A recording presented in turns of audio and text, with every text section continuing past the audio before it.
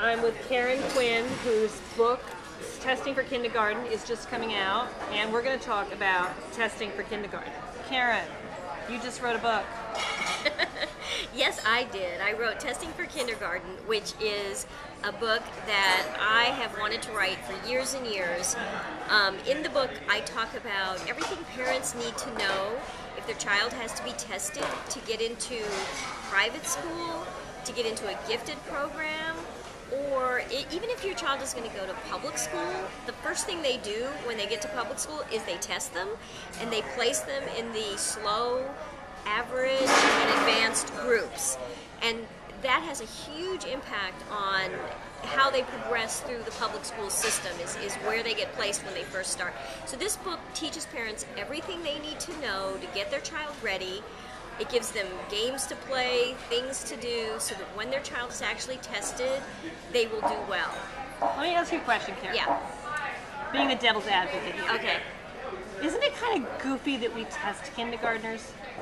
Well, it is and it isn't. I mean, the interesting thing is that I looked at all the IQ tests that they give kids to get them ready to decide whether or not they qualify to go to a school.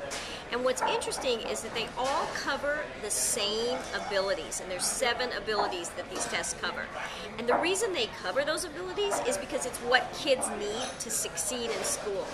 So if you have a kid who goes into school who's deficient in 1 or 2 of those abilities, they're not going to do well. I mean, they literally are going to struggle.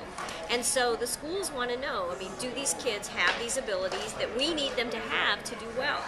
And so from a school's point of view, I guess it's kind of self-protection to make sure kids do have what they need to get them into, to take them, you know, do they have the abilities they need? And from a parent's point of view, you want your child to have those abilities, because if they don't, your child is going to struggle. I want to ask you quickly, give me the 3 biggest mistakes parents of preschoolers going into kindergartners make. What are the 3 things they can really not do to avoid trouble?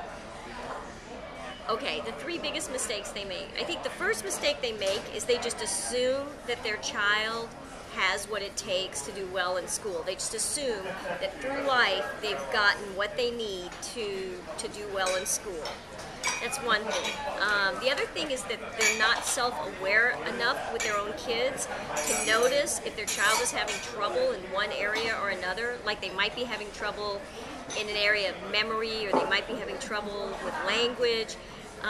You know, they aren't looking at their kid with a little bit of a critical eye to notice, you know, that where they might be having trouble. Because my daughter, for example, had trouble with spatial abilities. I mean, I didn't even notice this, and it kind of came back to haunt us when she was in 6th grade, and she really was diagnosed with a learning disability that affected her all the way through school. And I could have noticed that when she was young, but I just wasn't aware enough that, you know, a child who refuses to touch puzzles or a child who refuses to build with blocks might be having somewhat of a spatial issue.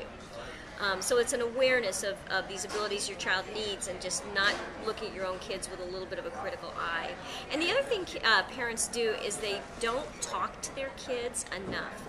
The more you talk to your child, the more language your child is going to develop, and read to your child, converse with your child. I mean, it's amazing how much kids who are raised in high language environments have IQ scores that are like 35 points higher than kids who aren't.